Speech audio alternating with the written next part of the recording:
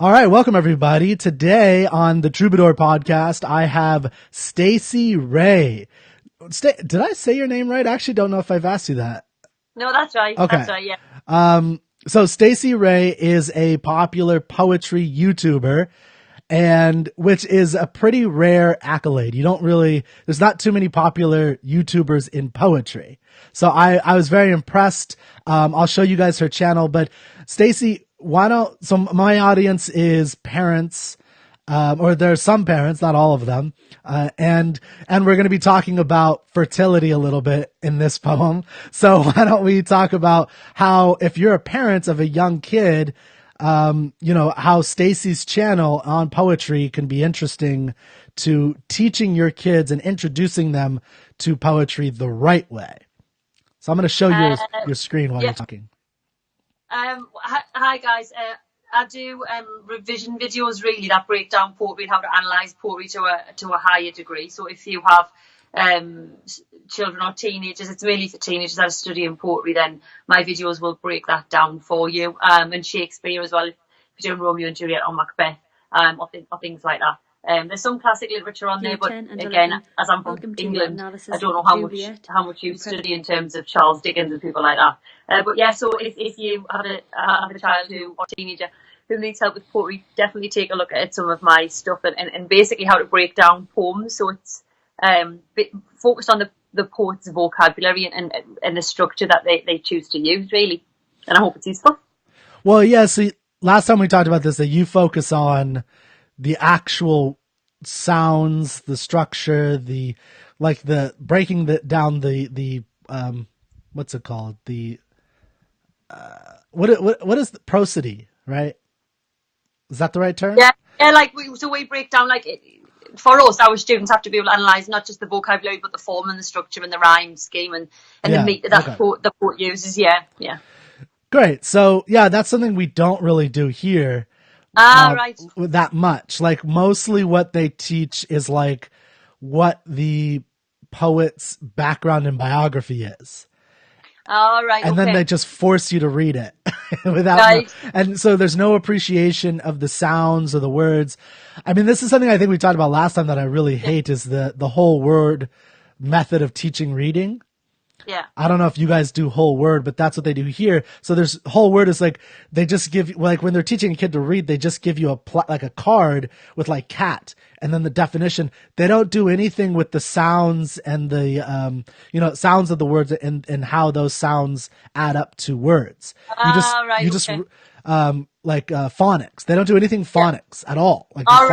And so we grow up without any concept of the fact that sounds come first and that you have to like the power and the meaning of sounds. So anyway, that's why I really like talking to you because I'm barely learning that stuff. Like the stuff that you teach, and I would love to learn more from you. I'm kind of cheating and using this as an opportunity to learn.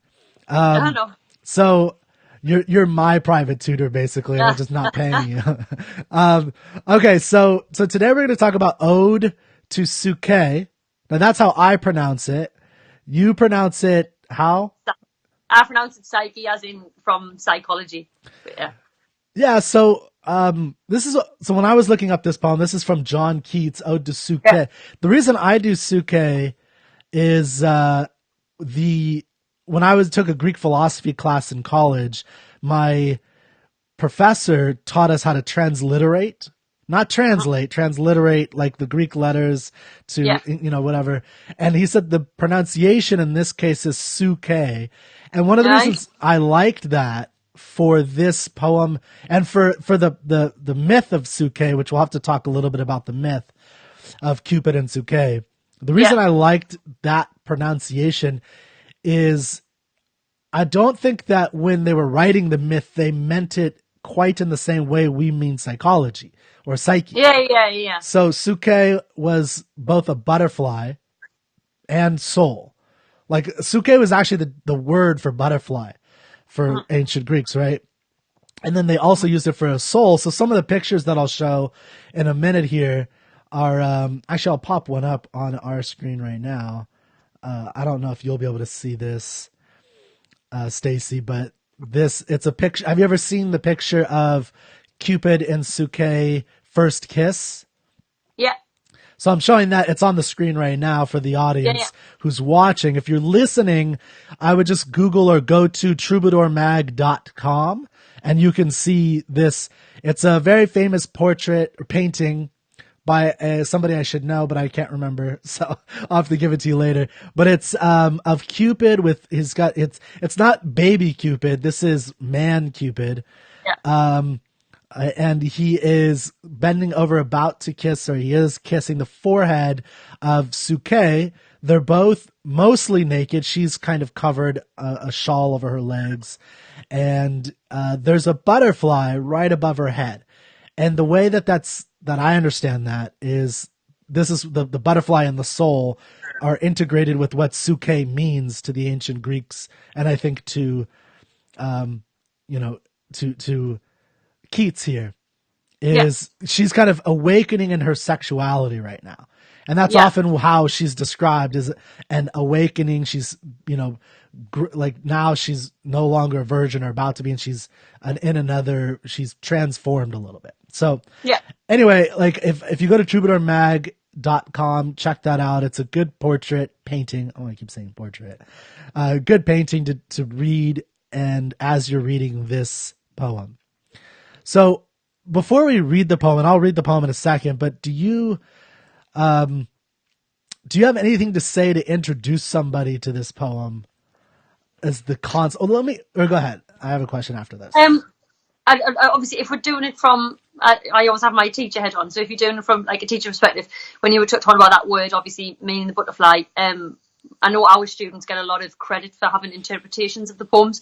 So again, you can take obviously the butterfly meaning, you can take the goddess meaning, and then in some areas of Greece it translated as life and breath, didn't it? So again, you've got all of these different readings as to, I suppose, a reference to him and his love for Fanny Braun, isn't it? Which I'm sure we'll come to after you've read the poem. Yeah, so that's the stuff that I skip over. Is like the definition. So you'll have to tell me that, because I'm most interested in applying it to our lives rather than his life. Like how, so he's spoken very sensual language about this imaginative creature. And so I think you're right, or no, you are right for sure, that breath has something to do with it. Depictions of the soul, eternity, eternal, that eternal moment that he's trying to capture. I think Keats is trying to capture in many of these odes trying to capture a passion that lasts forever. Yeah. Like you got that in Ode on a Grecian Urn. And I think that is like such an important concept for real life, because I can't remember the name of the band. I was going to look this up and I forgot. But there's like a very popular song, Love Is Not Enough, by an American rock band. And there's it's an interesting concept about thinking about anybody who's been in a relationship longer than 3 to 6 months knows that the passion dies very quickly after that, right? Tends to, you get into a routine and then, you spend the rest of your life trying to spark it once in a while or something. Yeah. And, Keats died young. Yeah. But he was always interested in trying to capture, this moment between mortality and immortality. It's interesting, obviously, that you said that, because obviously, if I'm going to use my word, which is Psyche, because she wasn't actually, she was mortal, wasn't she? So again, you've got that, perhaps the idea that he was terminally ill, wasn't he? That he's acknowledged that his love for Fanny Braun is going to be extinguished, if you like, and it's interesting that he should choose a princess who was mortal rather than an actual goddess. Do you know what I mean? Yeah. Well, yeah. I think that's a big part of choosing Psyche is that she started as a mortal woman, just happened to be the most beautiful woman. So maybe before we read it, we should talk about the myth so people have the context. Absolutely. Are you familiar with the myth? Yes. Yeah. Okay. I absolutely love Greek mythology. Me too. Once a bit on my YouTube channel, it feeds a lot, doesn't it? And obviously Aphrodite was jealous, wasn't she? That Suki or Psyche was You could beautiful. say Psyche. Say it. Yeah, so she said It is Suke from now on, forever and forever. Yes. I officially make it Suke. Right, Suki. So she sends our son Eros, who's Cupid, to obviously kind of punish her, but he falls under a spell, doesn't he, and falls in love with her. Like love, because Cupid's the representation of love, so love falls in love with love, doesn't he? And then he forbids her to ever look at him, but naturally curiosity means that she looks at him, and Zeus has to intervene, doesn't he? Yeah. Yeah. Yeah, so like the telling that I've read is from Bullfinch's Mythology. Have you ever read that? No, right? So it's do you know Edith Hamilton? No. Okay. I've read Stephen Fry's. I don't know if you've heard of Stephen Fry. Of He's course I know massive in Stephen Fry. Yeah. I've read Everybody knows Stephen Fry. Yeah, he's awesome. He just did a debate with Jordan Peterson not too long ago. I don't know if you saw that. I don't know if you saw that. Do you know Jordan? No, I don't. So it was Monk debates. Right. It's like a big debating thing, and it was him and Jordan Peterson versus two people on the other side. They were talking about political correctness. Anyway, Stephen Fry was hilarious and awesome, of course. He was probably the highlight of the whole thing. It was awesome. But yeah, I've seen his books on mythology. I haven't bought them. So now I'm going to have to buy them just because you said so. I have it actually on my wish list, but I've just read so many different versions. It's like, oh, do I need another version? But it's interesting because everyone has their own, like Nathaniel Hawthorne, the American author, he actually has 2 books. Can't see this. I'm like putting my hands over here and I was like, what's going on? 2 books of, 2 books of children's literature on the Greek myths. And I think that's actually the best telling of the Greek myths that I've read. I used to teach it to 9-year-olds, even though the language for Americans was pretty complicated. So it's called A Wonder Book for Girls and Boys, by Nathaniel Hawthorne. Very, very awesome book retelling of the stories. Anyway, so I read Bullfinch's and Edith Hamilton. They are in America the dominant people who, teach the myths basically in book form. And right. So if I remember the myth correctly, the idea is, as you said, Suke is the daughter of a king. Yeah. And she's lauded as the most beautiful woman in the world. Yeah. And so men especially but also women, I think, but men especially start to pay homage to her as though she is Aphrodite. Yes. Which pisses off Aphrodite. Yeah. And this is one of the things about myth that's really interesting is that, like, the gods were petty, just like people, right? Like, that's like a very, so, like, I don't want to say girl thing to do, but it's like, it's, men are petty in their way in Greek myths, women are petty in their way, where you get, like, a little bit of jealousy amongst women, and you get that, like, Hera was always jealous. Yeah. And in this case, Aphrodite wasn't getting enough accolades and prayers and all that stuff. So she sent, like you said, Cupid. Cupid pricked himself or in some way fell in love with her. There's different tellings. Yeah. And then, but what happens next, and I think what's important for the poem is he falls in love with her and then, but he can't go see her. Yeah. And so, because the way I was told, and there's different tellings of this, is he did shoot her with a arrow of bitterness.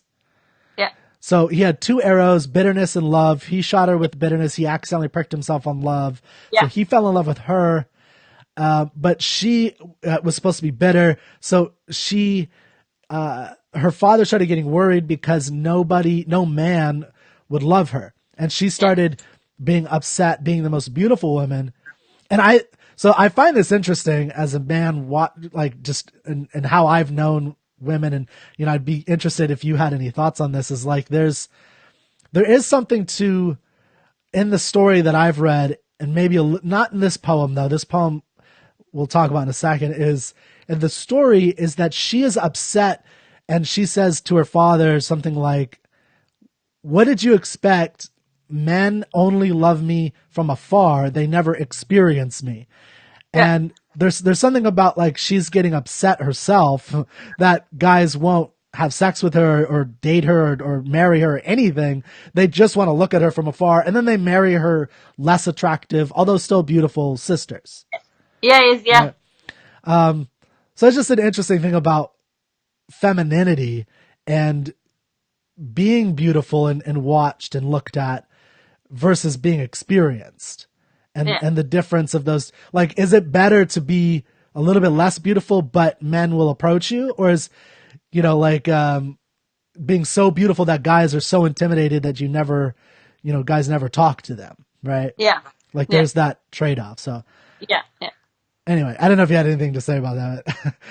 As a woman, anything from that perspective. If not, it's okay. But so then what happens is they take her to a, I'm actually going to show this on screen. Yeah. There's this procession of women taking Psyche to the hill where she's going to be left to be taken by prophecy is a beast. Mm-hmm. It's very similar to Andromeda, isn't it? Is it? I don't know. Yeah. When Andromeda's mom says that she's more beautiful than Athena, and then Athena ties her to the mountain in the crowd. The point 8 Aaron Perseus has to get Medusa's head because Medusa's head is the only thing that'll kill like the Kraken. And Medusa was made like Medusa because of Aphrodite, wasn't she? That's right. Nice. Yeah, okay. Aphrodite punishes Medusa, doesn't she? Because Poseidon rapes her in her temple, and obviously gods can't punish gods, can they? Yeah. So Aphrodite transforms Medusa into a Gorgon. Interesting. So, I forgot about that. Yeah, thank you. Yeah. That's awesome. So there's something of a motif in Greek myth about that story of the too big of a mortal for their britches that they kind of almost move into the realm of the gods, which pisses off the gods, right? Yeah. And the painting I'm showing on screen right now, what's really interesting about this painting is that it shows a bunch of women and Psyche, and it's supposed to be a marriage procession, but they all look very somber, like it's a funeral procession. And, their hands are drooped, they're playing music, but it's not lively, it's kind of dark. They're throwing petals on the ground, but they're not really throwing them, they're just kind of barely dropping them. So it's very interesting. So like in this part of the myth, they're expecting that Psyche is going to go to her death or a horrible experience, right? To marry this beast. Yeah. So anyway, the next part is she goes there, she's whisked off by the east wind to a palace. She then becomes married to Cupid, but she can't see him. Yeah. And I don't remember why. Do you remember why she's not allowed? He says no. But I can just remember that he forbids her from looking. I can't. No, maybe because she's mortal. Why. Maybe because she's mortal, he's immortal. So maybe. So they are married, and then her sisters basically convince her because they're jealous that she's married to a beast because she can never see him, but they're just like having sex at night and that's it. Yeah. And in the dark. And then one night she comes in because of her sisters with a candle and a knife in case he is a beast. And a little bit of the candle wax drops on him. It scars him a little bit. He wakes up. He says something like, love can't exist where trust isn't there. And then he flies away. And then the story, and this is what I think is really relevant for this poem. This whole this whole context is relevant, but I think what's really relevant is that now in order to win him back, Psyche has to go on a number of trials set by Cupid's mother Aphrodite. They're very difficult trials, and nature helps her. Like one of the trials is like putting seed, like a whole bunch of scattered seed together, and like little like insects, ants help her out or something like that. And then another one is like getting these fleece, this golden fleece or something from these sheep or something like that. And because that's in in a different myth as well, isn't it? Yeah. Because the Hydra's got the fleece, hasn't it, with the heads? Yeah, so maybe it's not golden fleece, but it's like some kind of fleece, but Yeah, right. the sheep or the rams are like vicious. So she has Yeah, to again ask the help of the river god. And then there's one other thing and then she has to go into the underworld and get the beauty from Persephone and bring it back to yeah, Aphrodite, so Aphrodite can go out to dinner with the other gods and look more yeah, beautiful. yeah. So there's all these, but the reason that's important is because she suffers, in order to get love. Yeah, So absolutely. which I found to be very interesting and helpful in a real world application, is not that suffering is relevant, although I think Keats would say, yes, it is. Keats is very Yeah, much about that, and we'll get that in the poem. yeah, But, the idea that one, she had to earn it. It wasn't, yeah, you're born with beauty.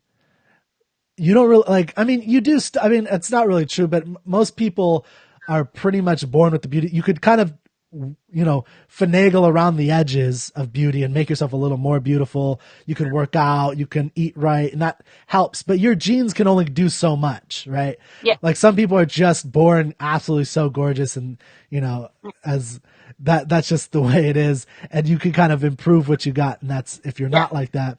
But what's interesting here is there is a kind of earning of it through this trials of yeah, becoming a better person, yeah. in the Greek telling. So anyway, I don't know if you had anything to say about that. I've been talking for a long time. Do you have No, any?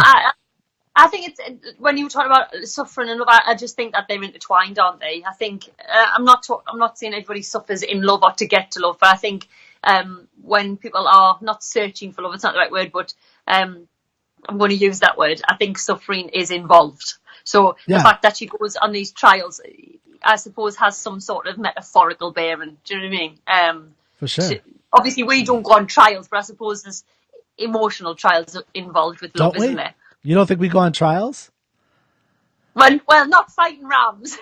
We're not fighting rams, of course, but I don't know. I think because one of the like what Aphrodite is testing her on is a very Greek Yeah, value, which is yeah, being a good wife, yeah. right? Like being able to put away all this seed was something that good wives at that time Well, should be yeah, able to do, yeah, right? And yeah, so same thing with sewing. So these are values. Now, obviously it's 2018. We don't have the same values. Like I yeah, wouldn't expect my wife to be able to plant seeds really well, like that or whatever, like, get fleece and sew. Like that's not yeah, really yeah, a common value, but there's something to, she was not good at it before.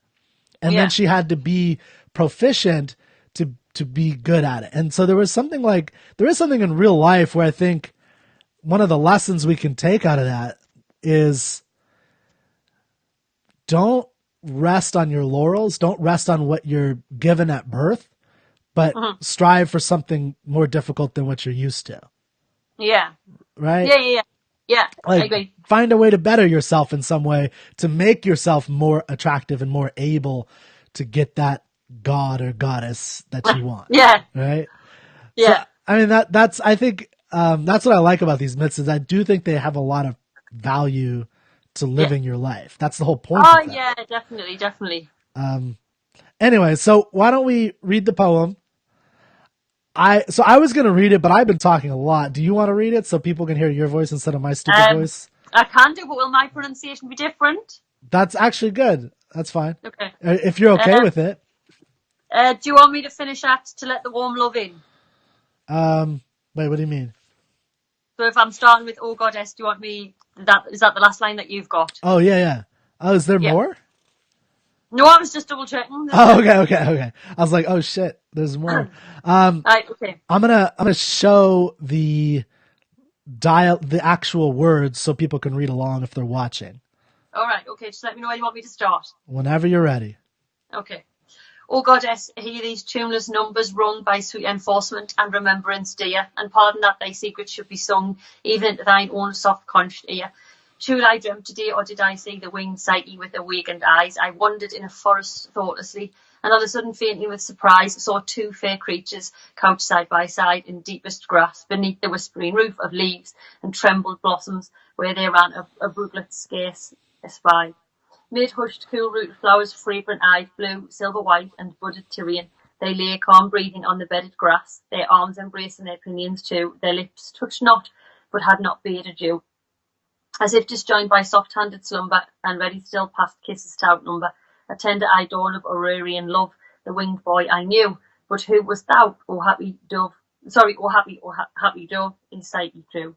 O latest born and loveliest vision far of all Olympus' faded hierarchy, fairer than Phoebe's sapphire regent star, or Vesper amorous glowworm of the sky. Fairer than these, though temple thou hast none, not altar heaped with flowers, nor virgin choir to make delicious moan upon the midnight hours. No voice, no lute, no pipe, no incense sweet from chain-sung censer teeming, no shrine, no grove, no oracle, no heat of pale-mouthed prophet dreaming. O brightest, though too late for antique vows, too late for the fond believing liar, when holy were the haunted forest bowls, holy the air, the water, and the fire. Yet even in these days so far retired from happy pity's dilute bands, fluttering among the faint Olympians, I see and sing by my own eyes inspired.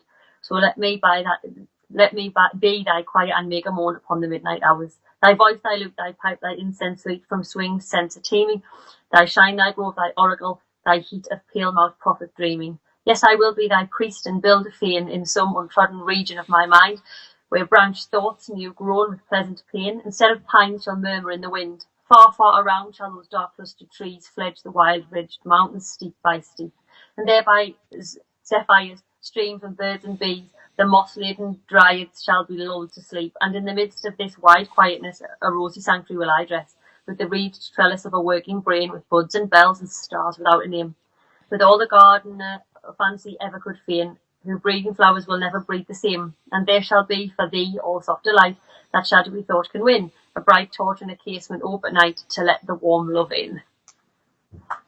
Nice. Thank you. No worries. All right. So how about we've already talked a little bit about the context of the myth of she has to go through this trial. Yeah. This is a poem, a song to Psyche. So this is Keats writing an ode, which is like a paean, like it's almost religious in its connotations of like, here is a song to Psyche. Like, I'm going to sing a special song to this, beauty of Psyche or Psyche. Yeah. So that's the context we have. What would, the way I look at it in a line by line is the way you analyze poetry, if I remember, is you start with you start with the vocabulary. Yeah, try to. Correct. Yeah. So like how, for instance, would you approach this when you were to teaching it? So, I would always start with the title, so obviously, and do the various interpretations, because then that gives your students something kind of it almost gives them a background, because a lot of students, I find, never actually mention the title of a poem when they're writing about it. And the title of the poem can sometimes, or a lot of the time, give away something metaphorical. And then I suppose I would just go straight to the first just line by line. Yeah, or just keywords. So for me, the first keyword after Psyche is tuneless. And obviously I would get them to start with what does tuneless mean, and then what could that potentially be foreshadowing in the poem or for the speaker, who obviously is John Keats, whether he's addressing this princess or if he's in fact addressing Fanny Broughton, it will still give you two very different interpretations.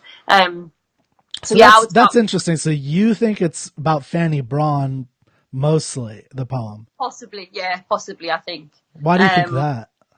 I don't know, just because he was so in love with her, wasn't he? And he died very young. So when he addresses Psyche, I almost kind of replace her with Fanny Broughton. So, interesting. Literal, metaphorical, I suppose. I don't know.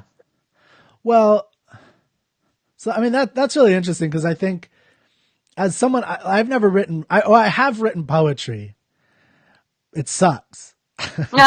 I'm not very good at it, but I know, like when I've written fiction, from what I know about inspiration and the muse is like, it's true that a great poem or a great work of art can be inspired or even about a particular woman, but what makes it art is that it can apply to any women of this type, right? Or any, like it's supposed to transcend the individual that may have inspired the work.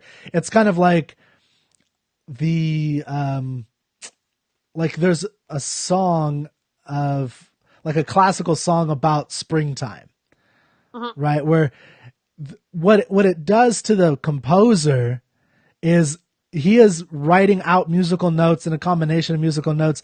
And he is basically, when he puts it together and plays the symphony of springtime, what is it, like Vivaldi has one? I think, like, I'm not very good with music history either. I'm not very good with much of this stuff, but I try my best. This is what springtime feels like and to anyone. Like the composer saying this is what it feels like to me, but most people can recognize, even though they don't see anything springtime and it's just music, they sense that there is something springtime-esque in this, right? So it's almost guaranteed, it's about Fanny Braun and his love for her as in terms of the inspiration. But I think that was just like a starting, like that was what inspired him to start. That's why they call it a muse. That's like inspired him. But I don't know if like Fanny, like for instance, if you don't know anything about Fanny Braun, you could still really get a lot out of this poem. Yeah, right? yeah, like, absolutely.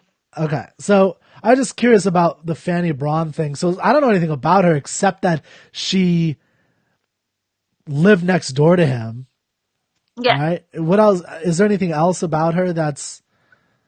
Well, she died, and they didn't know her identity until like years afterwards.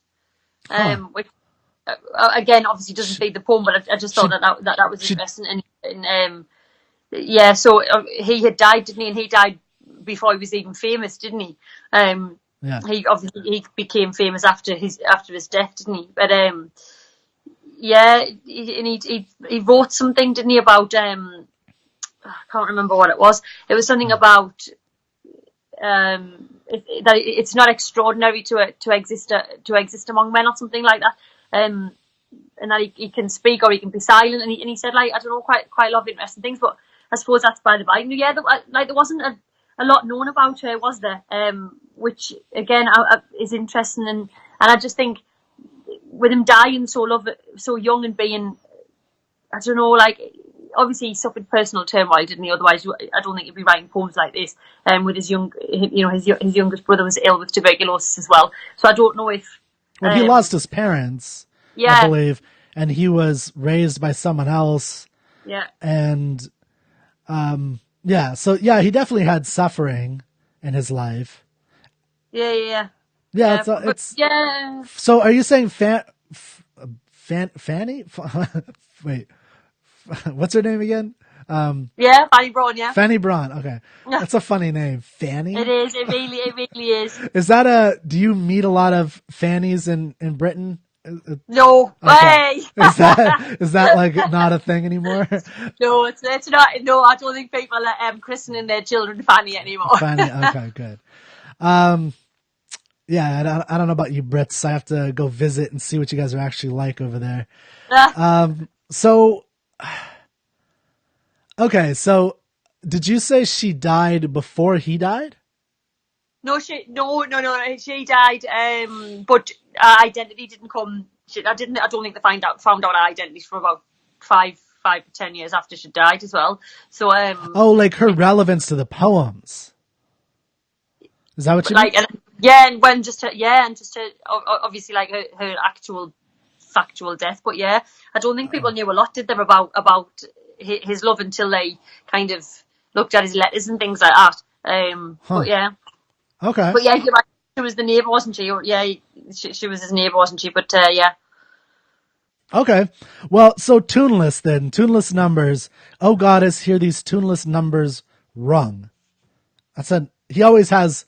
In these odes, it seems like he has a very interesting, convoluted beginning. Like like Ode on a Grecian Urn, I spent a lot of time on last time. Thou still unravished bride of quietness. I think that's probably my favorite opening line to a poem I've ever read. Because Right. there's so much there. Thou still unravished bride Yeah. of quietness. That's amazing line. And here it's, O goddess, hear these tuneless numbers rung. So what would you teach about tuneless as a vocab word that you're talking about? I think you can go with.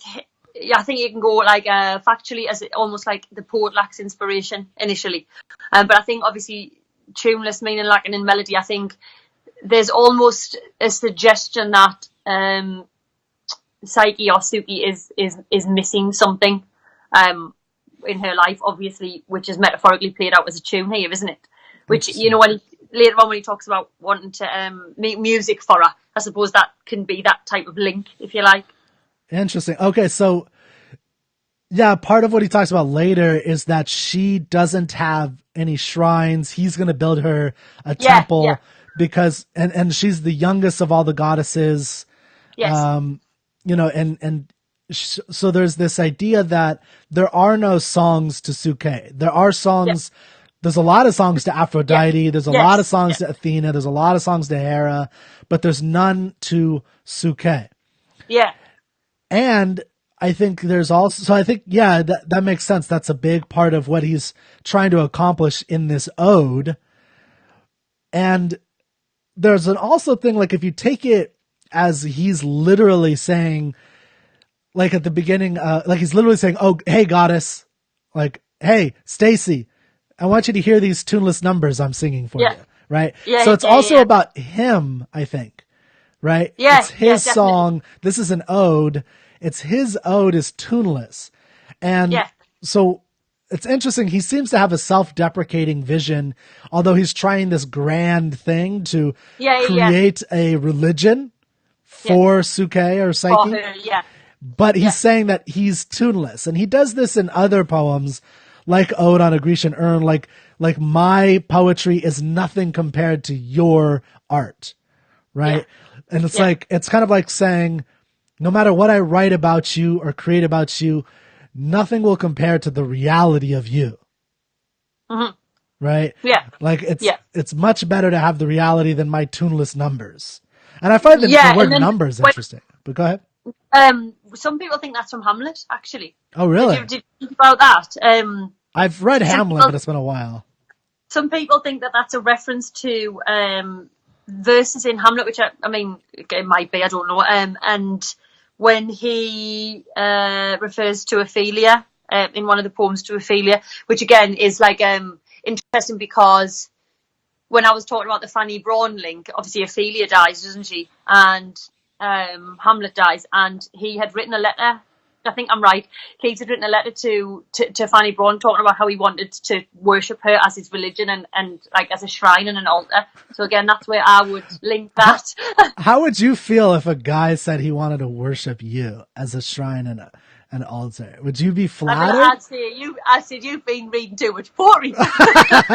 Yeah, it's an interesting. Would you at all be flattered or just be? I mean, is it okay if I ask you this? I'm very curious. Yeah, it's fine. Because it's a weird, there's like a flattery to it, but then it's like, it's kind of the same thing as what happened to Suke, where she, you know, was loved from afar, but she like, I want to have sex too. I don't want to just be loved from afar. And I bring it in sex because like that's, I think the physicalization of the worshiping, I guess. Yeah, no, it totally reminds me of when Romeo and Juliet first meet, because he calls at the shrine and the holy shrine that he's going to go on a pilgrim to. It's like, I think it's got that link to it somehow. Yeah. But yeah. So it's good advice to maybe not, especially for men, to maybe not worship so intensely. No. In this way. Yeah. And maybe that's what Keats did wrong with his Fanny. Perhaps. Maybe he would have gotten her before he died. And this, I think when we think of poets, we think of that pining away poet who just pines his life away uselessly. But, which is unfortunate because I think if you mix them together, if you mix the shrine, and this is what I think I like about Keats is he does this in his words, but maybe he didn't do this in his life, where he mixes the sensual, the actual physicalization, the experience of it with the romantic, the high, the grand.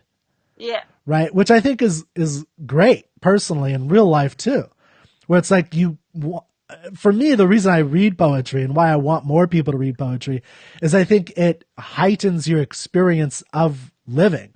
Like it'll make love more lovely, right? It'll make, marriage more endearing and enjoyable versus just the routines we fall into. It's, helps with that. So it's an interesting interplay, but anyway, so that first line, "Oh goddess," I have to point out, I think he's also referencing the Iliad and the Odyssey, where in oral tradition they would say, "Sing to me, O goddess of the rage of Achilles," or "Sing to me, O goddess of the man of twists and turns" in the Odyssey, right? And the idea is the poet in this oral tradition of poetry or reading epic poems, the poet is asking for strength to do this 3-day journey of this epic poem. Yeah. And I think there's something epic in what he's doing here. He's like saying, sing to me, give me the inspiration that I need. Also hear what I'm creating to you with tuneless numbers, which I think is brilliant in what he's trying to say. Cause it's like, you don't normally conceive of poetry as numbers. Yeah. Right? Like that's like math and poetry are usually put at odds with each other. Yeah. But he's putting them would you agree with that or no? Yeah, no, totally. Okay. And then I suppose there's something mechanical about that, isn't it? Which is why I think later on in the poem, I don't know, it seems a little bit more free, doesn't it? To me, anyway. Like the emotion, I mean. Yeah. And what do you think he means by "wrung by sweet enforcement and remembrance dear"? Wrung. Well, I mean, so think about "wrung" as like wringing a wet towel, trying to get all of the water out of it. That's what "wring" technically means, right? It's like you wring out something to get all the juice out of it, right? Yeah. Like if you wanted to wring you wouldn't call it wringing, but if you wanted to wring a fruit to get the juice out of it, you would want to wring as much out of it. And he's saying by sweet enforcement and remembrance dear, like the memory of her is like, this is how I read it, is like he's trying to wring out as much beauty and loveliness and artistry from the memory of her. Yeah. It's like, no, that's how I read it. Okay. Yeah. Definitely. Okay, what about the next line? Because I would imagine "conched" would be another term you would talk about in your... Yeah, probably. Obviously, because he's like, it's like a conch is a soft shell, isn't it? But again, when we're talking about sounds, aren't we? At the start, well, tuneless sounds, I suppose, and obviously the conch makes sounds, doesn't it? And then you could potentially link it to the natural world, couldn't you? Because obviously shells linked to the sea, and the sound that comes out of it. So when he's saying, "Oh God, I hear these tuneless numbers," and then you've got this idea of the conch, it's almost visually as if he's asking her to listen to the shell, which to him, for some reason, as we've discussed, it seems to be out of tune and not quite right. And I don't know if that's because his emotion is displaced or because she is so beautiful. Do you know what I mean? Yeah. That's interesting. I haven't thought about it from that angle, that she's so beautiful it kind of puts him in a daze. Yeah, maybe. Because he says, "And pardon that thy secrets, that your secrets should be sung, even into your own soft conched ear."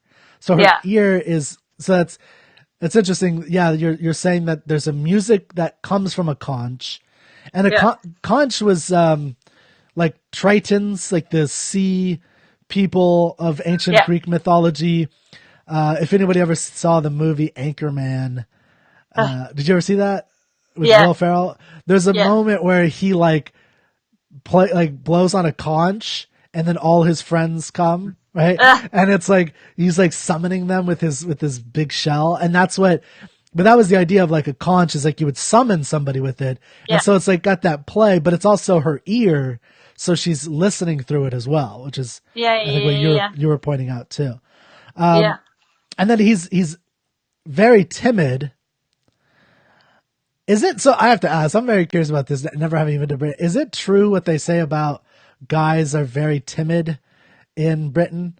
Is that like like culturally? Because in America, like I've met British guys, of course, and they did seem timid in general. You know, Right? like the kind of thing where I'm walking. I've seen this with something. I'm walking. He's in my way, and he moves. He says, "I'm sorry." I'm like, "What are you sorry for? Like you're Right. alive? Like I don't know. you know, like I step on your toe," and he's like, "I'm sorry." It's like I stepped on your toe, dude. Like to me, it's I like think man up. Like it's weird as an right. American. I take up space, I and just this think is. we're overly polite.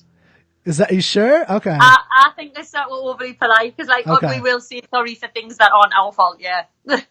Well, it's just culturally, it's very interesting because Americans are very known to be very brash, Yeah. loud, Yeah. aggressive, right? Like, for instance, I don't know if this is happening in Britain, but like there's this big thing with Me Too here. And a lot of it, I think, like, do you know about that? Is that in Britain? Yeah. Too? Yeah. Yeah, Yeah. Yeah. and a lot of it stems like, you know, what women are saying. And I think there's a lot of truth to this and interesting, especially in American culture, is like how aggressive guys are in America. Like they could be very aggressive.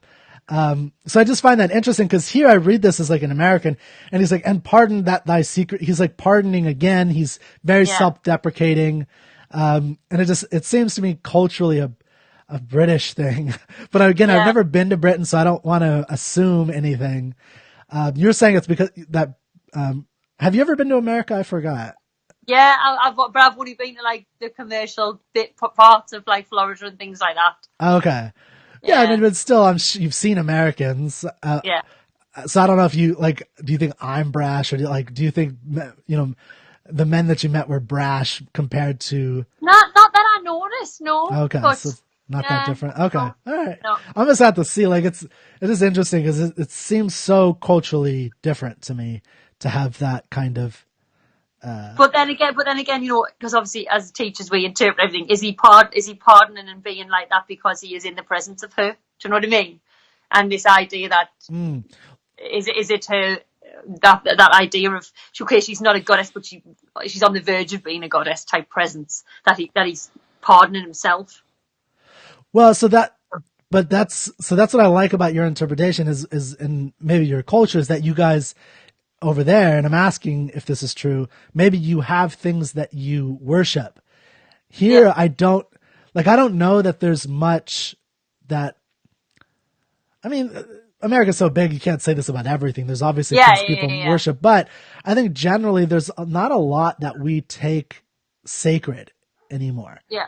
Right? Right. Like, you know, it is what it is. If we interrupt somebody, we interrupt somebody. It's not a big deal. It's not our fault or whatever. I don't know. Yeah. I'm belaboring the point. It's not even interesting anymore.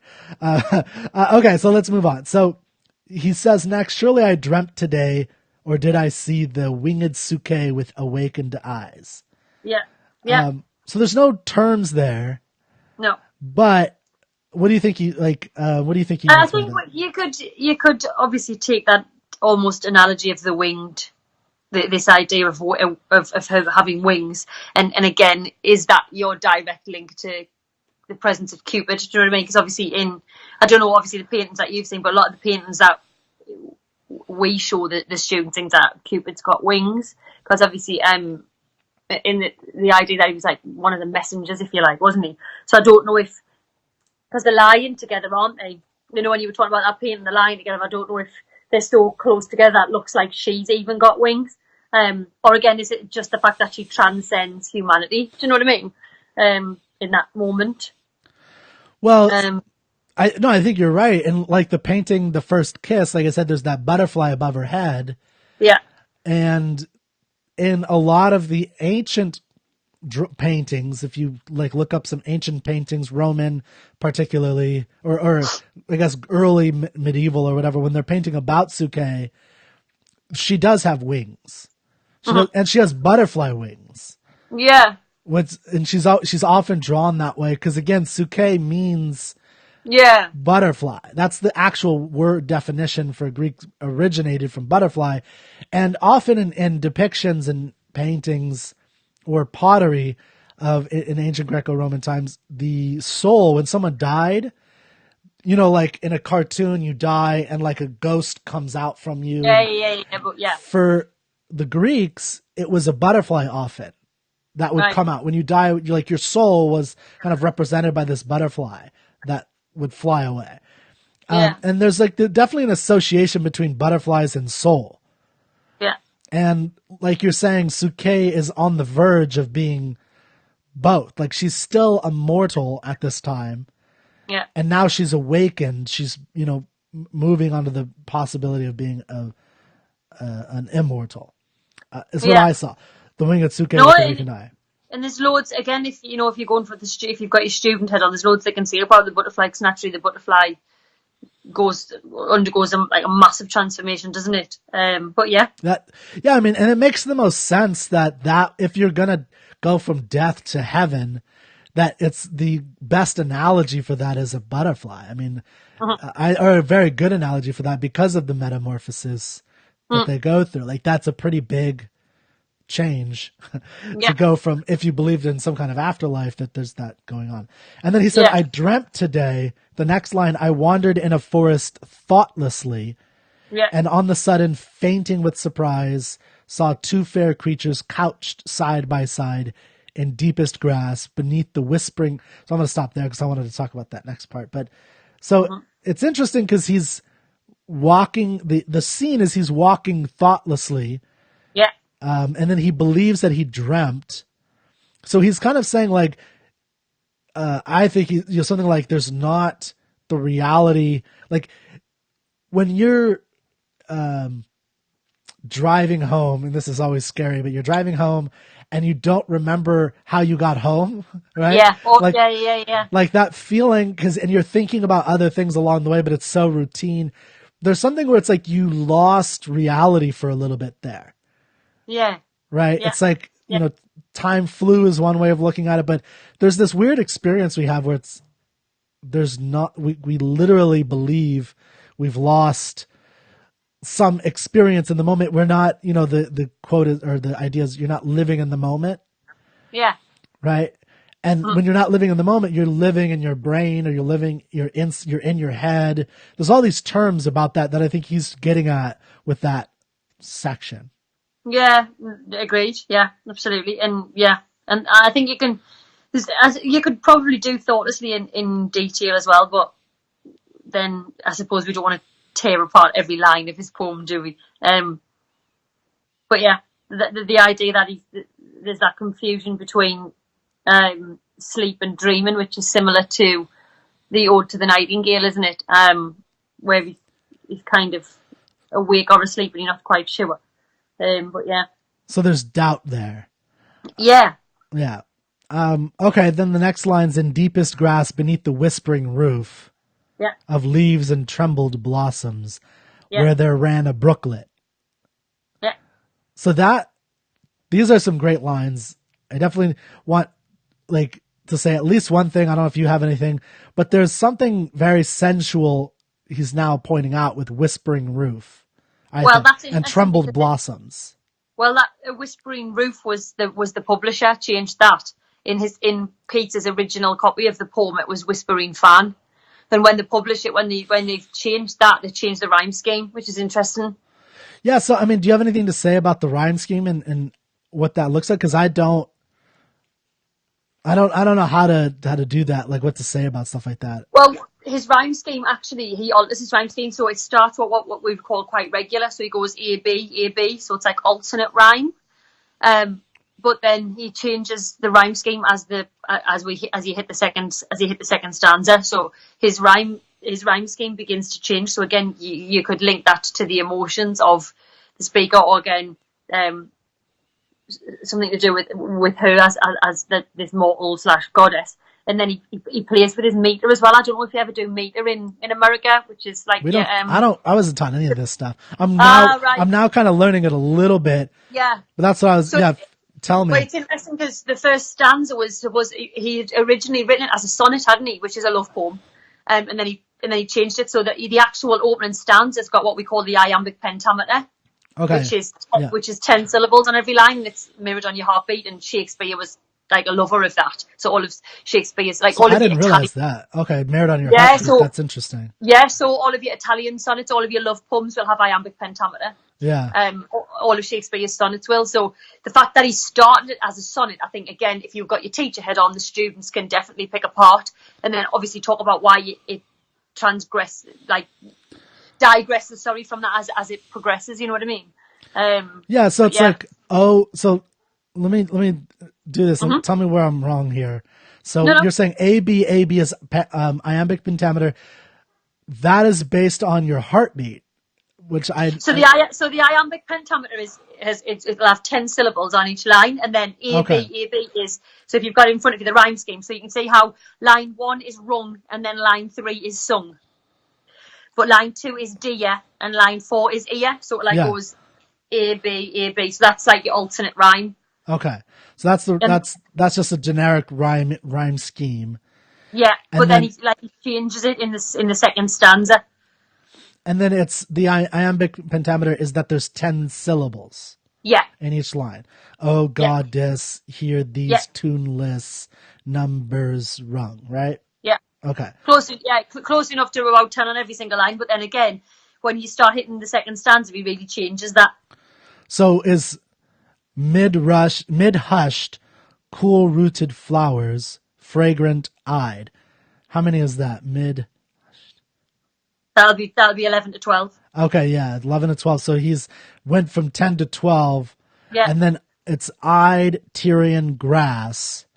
So now there's no side espied, right? There's no There's no every third line see thoughtlessly or right, something like that. Yeah. So So our students, like especially our higher end students, would to some degree be expected. Apparently. Yeah, no, you are. Would be expected to comment on, and it's very difficult for them. But why has he changed that rhyme scheme? What could it potentially mean? What could it be? And that's where our students start to hit the higher grades, if you like. Well, but that's really interesting because it's another. I think it's something that is missing in looking at poetry, right? For me anyway, is mid-hushed, cool-rooted flowers, fragrant-eyed, blue, silver, white, and budded Tyrian. They lay calm. So yeah, what has changed there? So at first, go ahead. So he changes his, what we call the meter, which is the rhythm, doesn't he?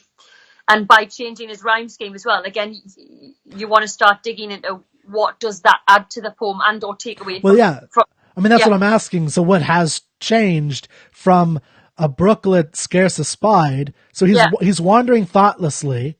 Yeah. And he saw two fair creatures, but he scarce espied. He couldn't see them very clearly. No. Right? Couched side by side, so they're sitting or they're by each other in deep grass beneath the whispering fan, right? And trembled blossoms, which again I think is very sensual. Yeah. Right? Like trembling is like, what are they doing where it's trembling like that, right? Where he's looking at this like they're doing something probably sexual, I think, is what he's seeing from afar. And then mid-hushed, cool-rooted flowers, fragrant-eyed. So it feels like he went from scarce espied to fragrant-eyed. Yeah. Right? In the next stanza. It's a totally different stanza. And then blue, silver, white, and budded Tyrian. I know that's supposed to be Syrian, but I don't know what Syrian would mean in this context. No, me neither, no.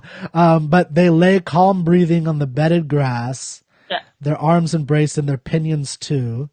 So like you're saying that the rhyme scheme and the meter have changed. Yeah, I think he gets a lot more descriptive here in terms of detail. So where he was thoughtless and almost a little bit aimless before, I think in the second stanza he starts to describe things at a more specific like detail in terms of when you're talking about sensual, we get the colours, we get the textures. We start moving to something a bit more physical when we get the breathing and then the lips touching and I suppose if you're talking about structure, it could potentially be reaching the climax, which is then when we could go sexually. Do you know what I mean? Yeah. So you're saying that the meter and the rhythm is actually based on the rhythm of sex. It could be. Yeah. No, I mean, I think that's I never thought of it that way. for Keats, that would definitely make sense, I think. Yeah, and the idea that we start with the sonnet, which is love, and obviously I'm not. I know sex and love can be intertwined, but they don't have to be. Do you know what I mean? So you've got like arguably stanza 1 potentially is emotional, and stanza 2, based on meter, is potentially more physical. Do you know what I mean? Interesting. Yeah. So there's just a thought. Just a thought. Well, no, it's because I think that's very practical. Because in our daily lives, we tend to mess up our love and our sex lives quite often, right? Yeah. And there's something interesting that Keats is trying to say, and he says this in many other places too. I think this is Keatsian, this idea. It's in Ode on a Grecian Urn quite a bit. The relationship between love, which is this abstract value, right? It's the love of her is the shrine idea of building a shrine for her. Yeah. That's the abstract, I'm not going to touch you. But that's a problem only, in Keats's view, only if you don't couple it with the physicalization of it. Yeah, it's almost like, you know what, when you were saying like admiring something from afar, that's how, when you've just been describing that, that's the first thing I thought of. Yeah. And so I think what it made me think of is in real life, in our own experiences, or my own experience, not about you, but is, a couple things. Is one, how you don't have to reveal anything. I reveal a lot of stuff on my podcast.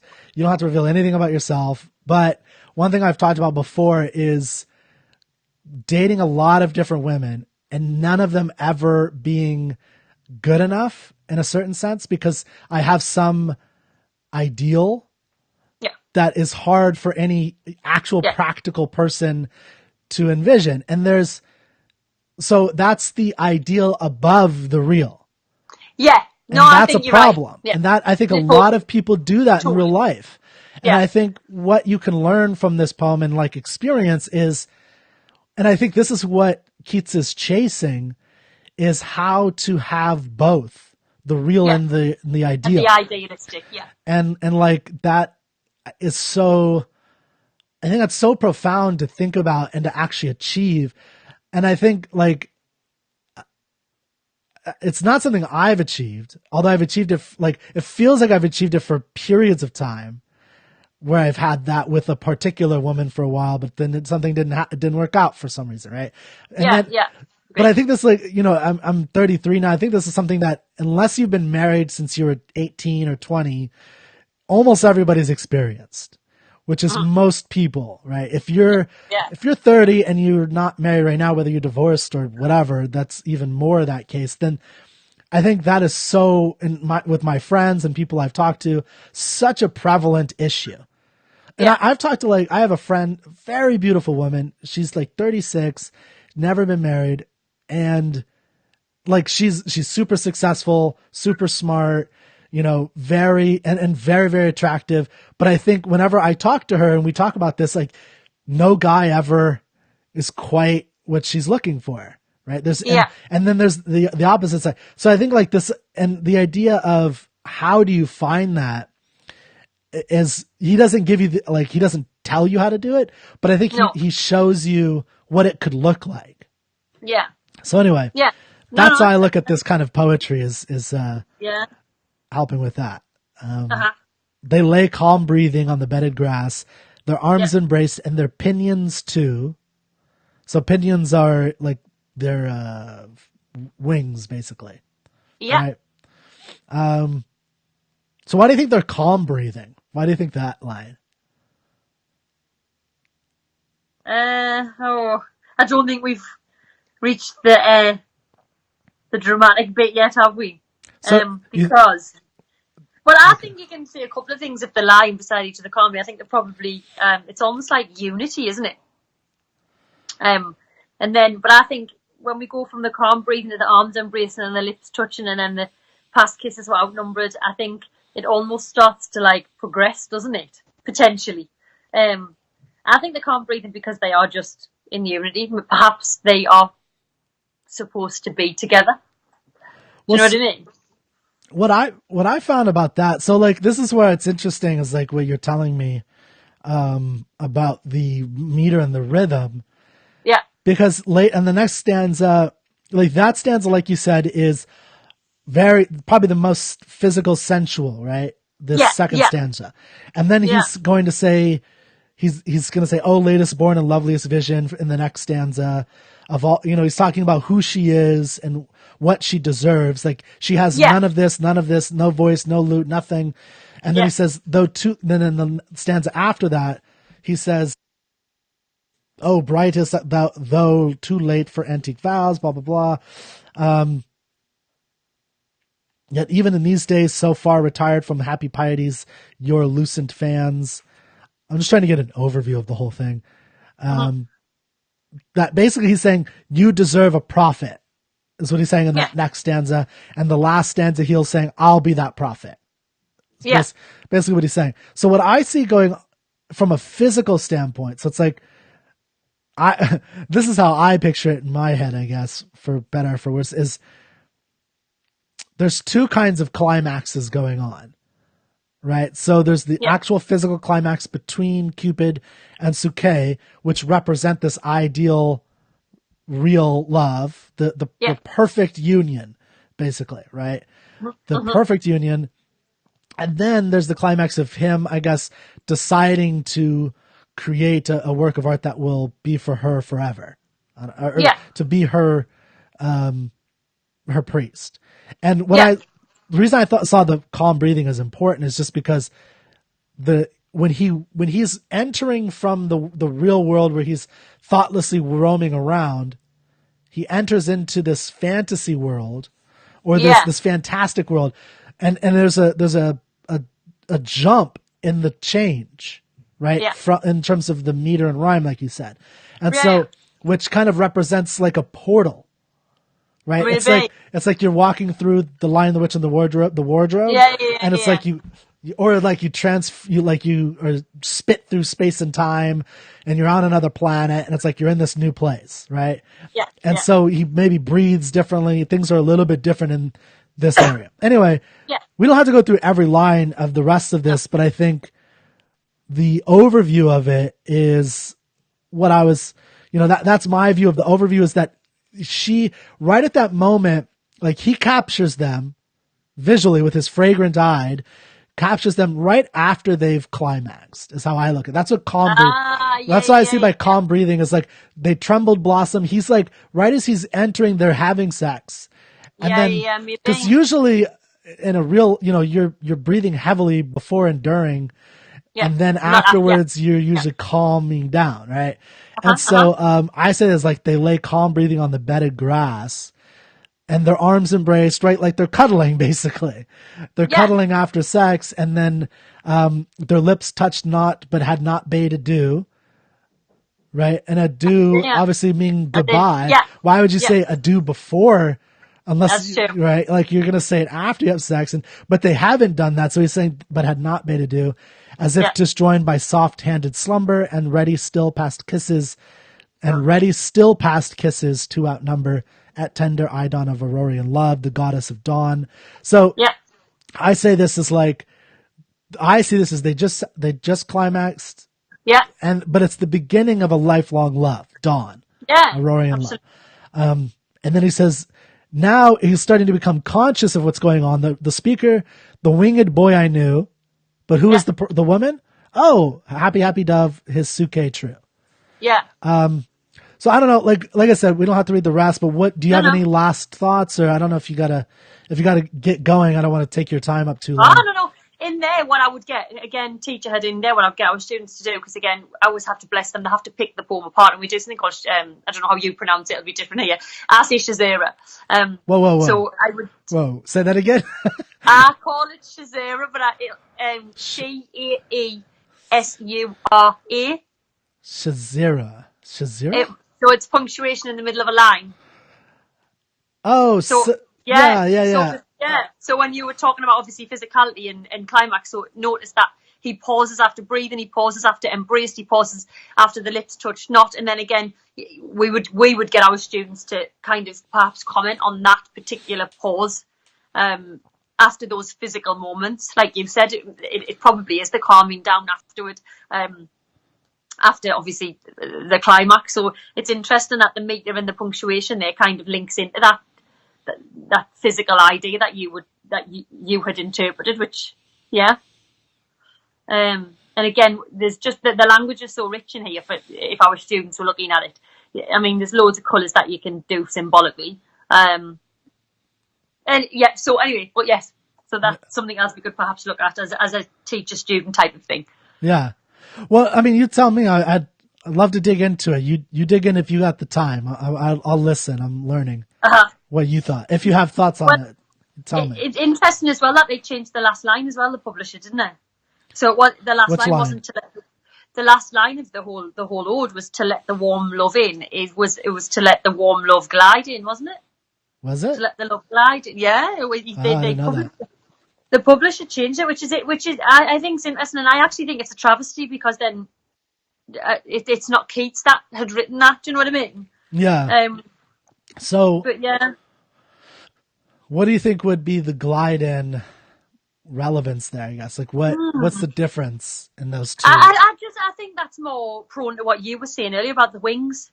If you've got her as a butterfly and you've got him as the winged cupid, then gliding seems to totally suit that idea, doesn't it? Whereas that makes sense. Putting warm in almost doesn't. It's what I would call an empty adjective, where it's not actually adding anything to the line. So the line was to let the love glide in. Yeah, they had glide in it. Yeah. But was Keats's original line "let the warm love glide in" or just "let the love glide in"? I don't think he had warm in it at all. Okay. You want to test me knowledge there, but I'm sure we didn't. I don't know. I have no idea. I can look it up. So what was the original? I'm sure they changed that line, you know, because they changed a couple of things, didn't they? That he had done. Yeah, and I know the Tyrian to Syrian, although I don't know what that was or what they were going for there. Let's see.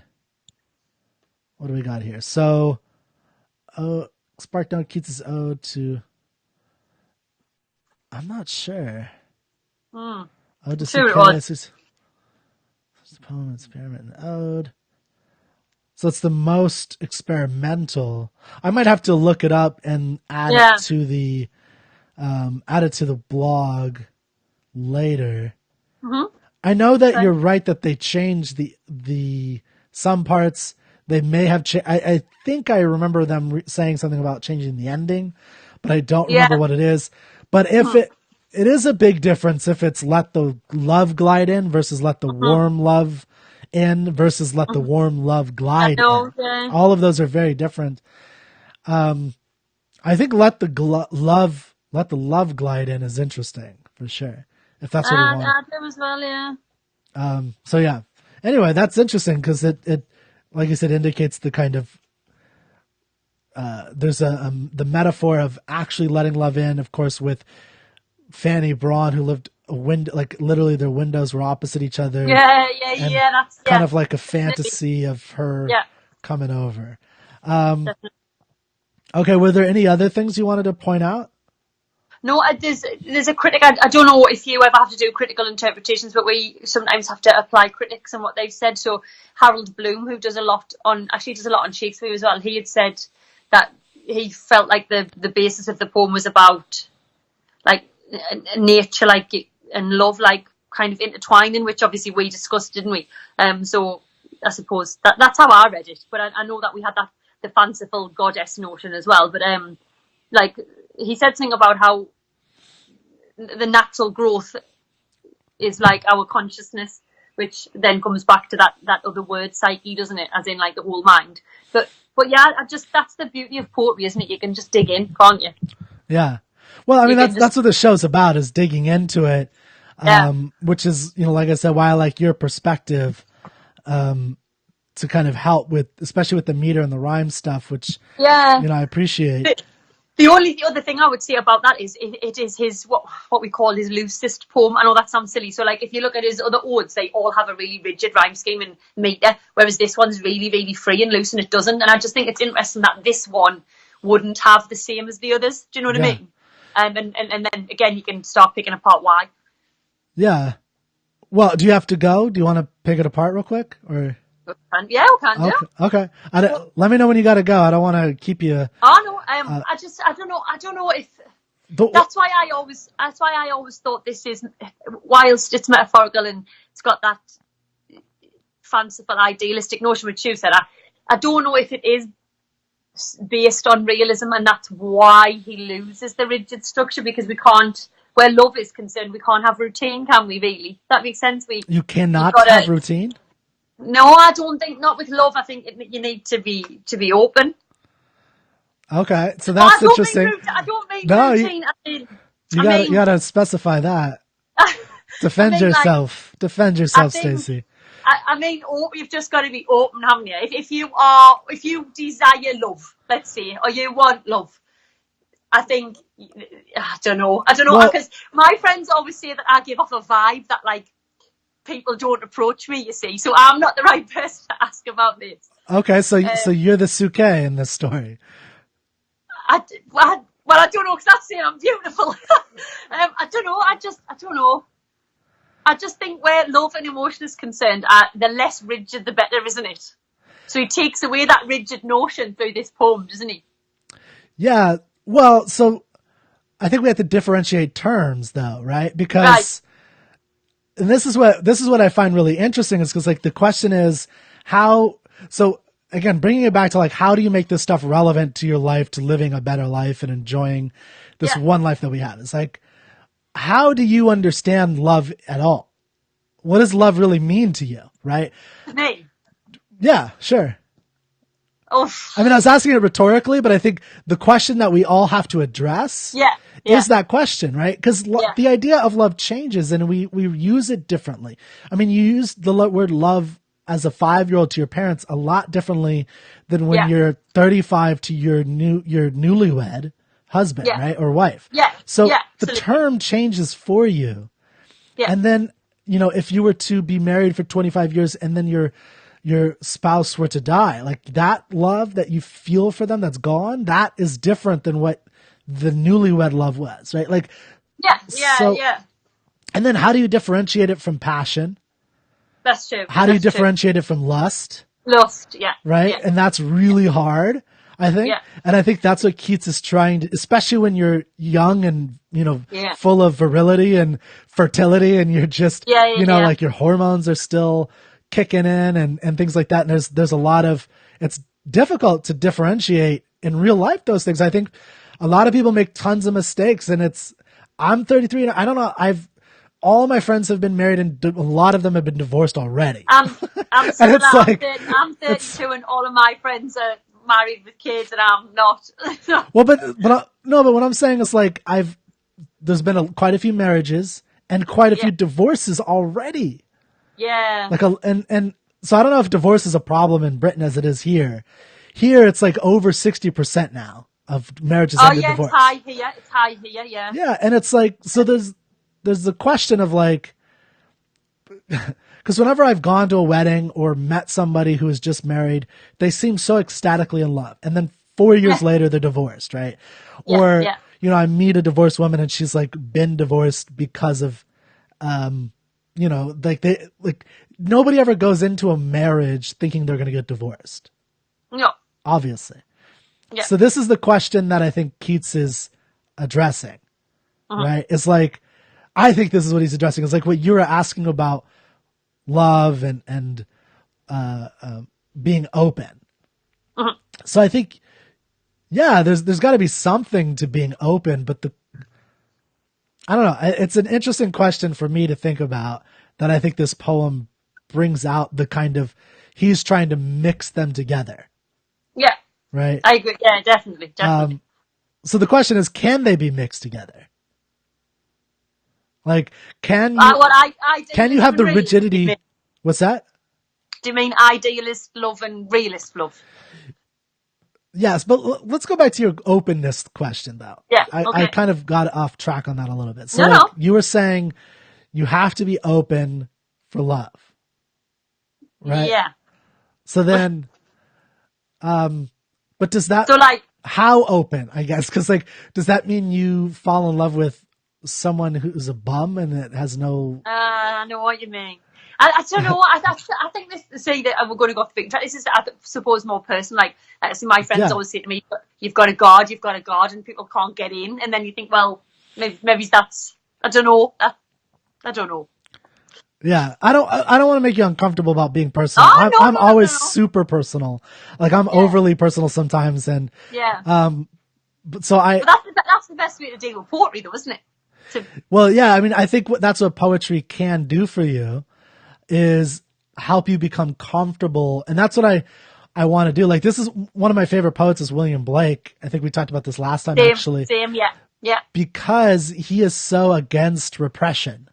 Yes, absolutely. And I think what we tend to do, and this is the guarded thing, and you know, when I meet someone new, I'm pretty guarded. I put off the same kind of things too, but I think it helps. It's one of the things to challenge yourself to go out once in a while and try to reveal one thing about yourself, right? Like, and the point is that the idea of open love is the idea you're talking about, I think, is you have to be open to revealing yourself a little bit and not, is that what you think is going on with this kind of love? Is like, cause you said, what struck me as odd is the idea of being like not being rigid versus being, which versus love. Right. Yeah. So because on one hand, when you do get into routines when you're in love.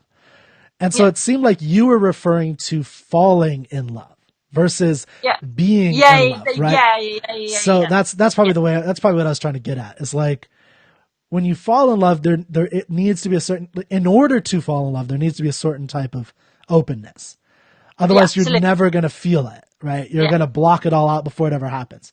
Once you're in love, there does need to be some kind of routines eventually, right? Like, there needs to be some maintaining of routine. I mean, that's my experience, of limited experience as it is to that. Mine's limited too. Yeah. So, I mean, I would think that's the moderately long relationships I've have had that. Like, you've had to, you've had to get into some kind of routine, right? Yeah. So yeah, is that what you're trying to say? No, I think you're right. Falling in love rather than being in love. Yeah, you're right. Yeah.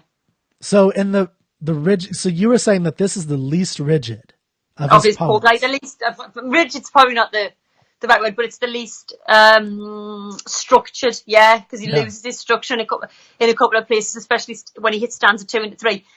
Whereas his other odes tend to have something quite strict throughout. So it's interesting that he would leave this one as a bit free and a bit loose, you know what I mean? Yeah. So yeah. Yeah, and so maybe there's something, so like, here's the next question, I guess, about the structure. Maybe you could help me. Because I haven't analyzed it from that perspective, and it'd be helpful to know. Yeah. It starts off rigid.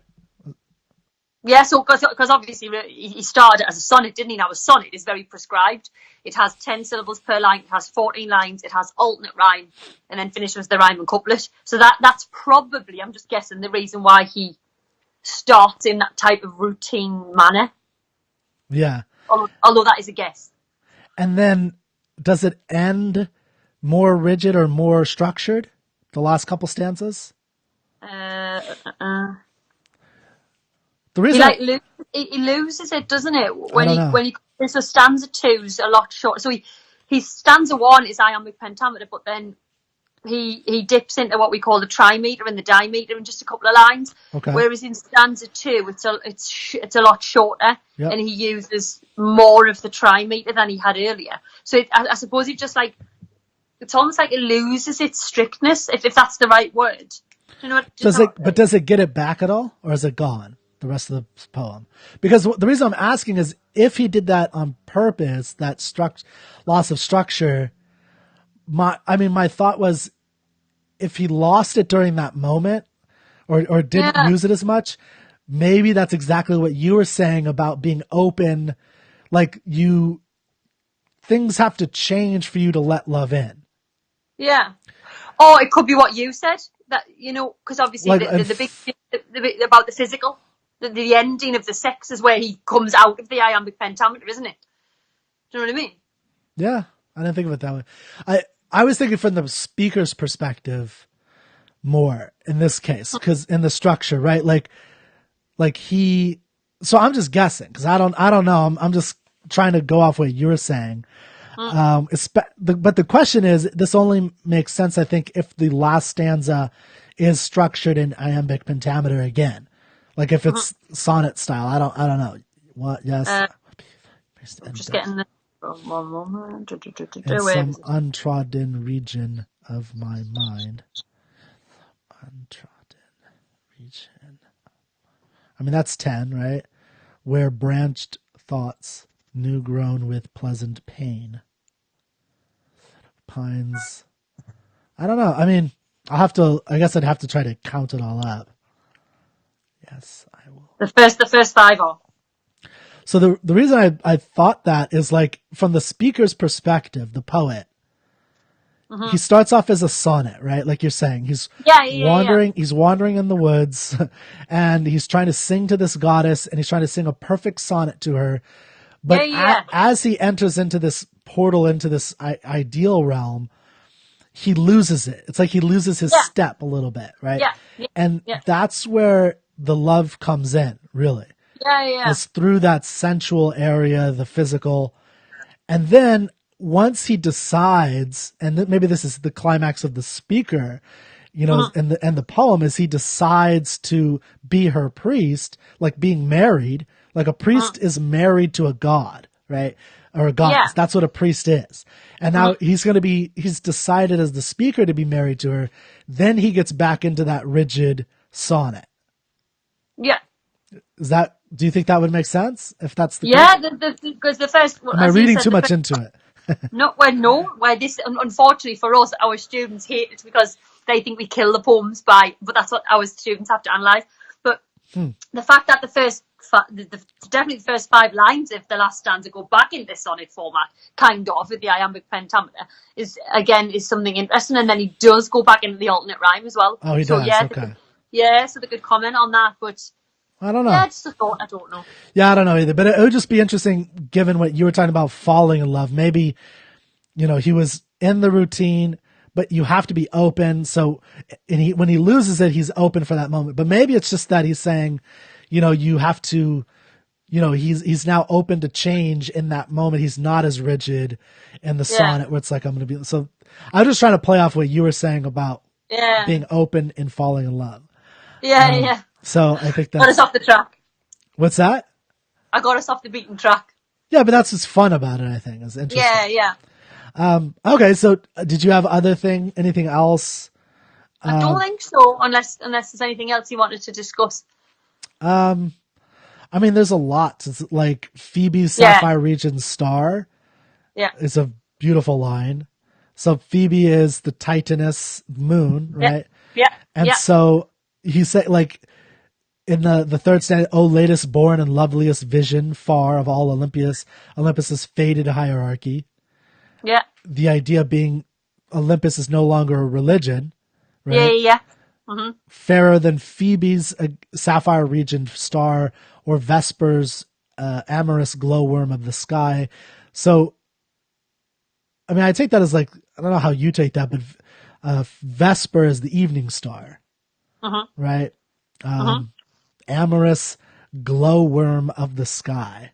I mean, that's such an interesting phrase, glowworm of the sky. Yeah, there's like a bit of a juxtaposition there, because worm is something a bit more, not grotesque, but you know what I mean. And he's coupled it with this goddess image, hasn't he? Yeah, no, I think yeah, that's interesting. So it's more like you're saying, like a phallic symbol, like glowworm of the sky. Is that what you're saying? Like a worm? Okay. Yeah, but he's juxtaposing it with the goddess. Okay. Yeah. And then there's the sapphire region star, which is very different. So I don't know what he's trying to go for there, I guess. I don't have anything to say. I don't know. I suppose you could always do like I always like to do symbolism, but then sometimes my students are like, "Oh, you miss you go too far with your symbolism." But then I don't know. Maybe not with sapphire. Maybe not. Oh, like there's not much symbolism in sapphire. I don't think so. Okay, I don't know. Yeah. So, but yeah, he says fairer than these, though. So he's saying in this last section of this stanza, you're fairer than all of these: Vesper, Phoebe, all of Olympus's faded hierarchy. Though you have no temple, nor altar heaped with flowers, nor virgin choir to make delicious moan. That I found interesting. Virgin choir to make delicious moan upon the midnight hours. I mean, something that was different about the Greek religions is although they did have virgins, in the religion, their religion's much more emphasized actually having sex than our religion, like or than the modern Christianity. Like Christianity is definitely more opposed to it. It's like for Christian, I don't know if you're a Christian, I don't want to offend you, but from my understanding of, being raised that way a little bit is there's a denigration of sex for its own pleasure, right? It's only supposed to be about procreating in Christian religion. Yeah. Whereas in Greek, the pleasure was actually what it was supposed to be about. Procreation was a side effect, essentially, but they admired the pleasurable part of it.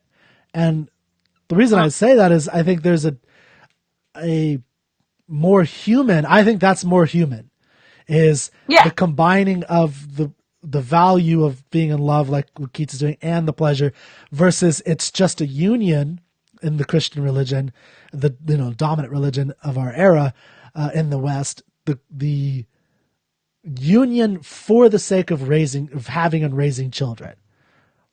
Yeah. Those two things are quite opposed. And I think he's saying something interesting, make delicious moan. A lot of religious ceremonies in Greco-Roman times were consummated sexually or at least ritualized in that way. And so I just find that an interesting interplay that he's, it's not a Christian God here he's talking about. He's talking about a pagan God. Yeah. It's just weirdly off the topic, but have you seen Wonder Woman or not? I have seen there's only one, right? Yeah, when she's in the boat and she's talking about the mechanicals of sex to procreate. Yeah, that's right. It's just totally reminded us of that. Yeah, they have that's a good point. Yeah, I mean, because she has no point of reference. She has no idea. Yeah. Which is why I prefer Greek mythology and Greek religion than anything else. Is because they're I mean, not just because of the pleasure part, but because that's a pretty big point, but because I think that's more human. It's like, it's not just about the mechanics and just doing what you got to do to have a kid. And like, it's like in Indian religions, there's a Kama Sutra idea where like the point is to maximize and extend the pleasure, not like, whereas in religion, I don't know how much you know about Catholicism or Christianity, but like there's papal encyclicals from the Pope that actually denigrated enjoying pleasure during sex. Like they taught like against, they taught their disciples, millions of people, 1 billion people, how to have sex in order to minimize pleasure and maximize procreation. Yeah. Which is the goal. Whereas here it's the opposite. And so there's something about that I think he's emphasizing even in the Virgin Choir to make delicious moan. Yeah. Right. Like I just find that fascinating. Okay. And then loosened fan. So the next stanza, we'll skip all that. I don't, I think we've talked about that enough. And then the last one is, yes, I will be thy priest and build a fane, which is a temple. Right. Yeah. And some so here I wanted to ask you about this. Maybe we can close on these lines, finish up on these lines. Unless you have more to talk about, I'll talk to you forever. Yeah. Yes, I will be thy priest and build a fane in some untrodden region of my mind, were branched thoughts, new grown with pleasant pain, instead of pines shall murmur in the wind. What do you think of that? I think the untrodden region, I think, is probably, I don't know if you could go in, like, the subconscious, the conscious versus the subconscious argument. And this idea that perhaps he hasn't even tapped into his subconscious desires yet. I don't know. And then this idea of branched thoughts, and gives me this like image of a root. Do you know what I mean? Yeah. And then interesting that he should use the oxymoron pleasant pain. Yeah. Because again, it goes back to your original statement about there's a certain suffering associated with love, isn't there? Regardless of what type of suffering it is. And then the pines in the wind implies to me that obviously the pines are going to spread in the wind, if that makes sense. And then again, like something bigger is going to grow from this. Yeah. Is what I visualize. I think it's all brilliant. I agree. Yeah, it makes sense. Yeah. Like, and again, I think that's very, I mean, I do think there's a kind of suffering in love.